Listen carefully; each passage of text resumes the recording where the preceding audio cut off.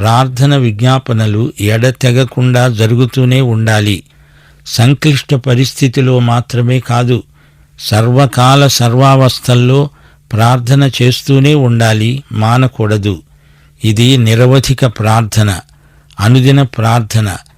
ఈ ప్రార్థన శక్తి మనలో ప్రస్ఫుటంగా కానరావాలి. ఆత్మయందు తీవ్రత కలిగి ప్రార్థించాలి. ప్రార్థన ఎట్టి పరిస్థితిలోనూ కుంటుబడకూడదు. పట్టుదలతో ప్రార్థించాలి.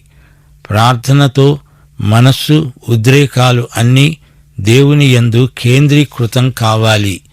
ప్రార్థన నిస్వార్థమైనదై ఉండాలి. విశ్వాసుల ప్రార్థనలో ఏకీభావం ఉంది, ఏక మనస్సు ఉంది. ప్రభువు మన ప్రార్థనలకు సత్వరంగా జవాబిస్తాడు. మనల్ని గురించి మనమే కాదు, ఇతరులను గురించి కూడా ఎక్కువగా విజ్ఞాపనలు చేస్తూ ఉండాలి. ఇతరులతో కలిసి విజ్ఞాపనలు చెయ్యాలి, చేస్తూ ఉండాలి. పౌలు మనల్ని దేనికోసం ప్రార్థించమంటున్నాడు?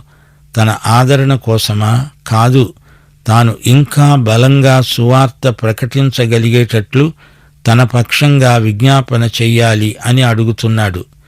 దేవుని మర్మములను ప్రజలకు విడమరిచి చెప్పాలి. పౌలు అందరి పట్ల తన ప్రేమను వ్యక్తం చేస్తున్నాడు. ప్రతి క్రైస్తవ నాయకుడు, ప్రతి క్రైస్తవ బోధకుడు సమస్త ప్రజల కొరకు చేతులెత్తి ప్రార్థించాలి, విజ్ఞాపనలు చెయ్యాలి. దేవుడు మనకు ఈ ప్రార్థన ఆయుధమిచ్చాడు.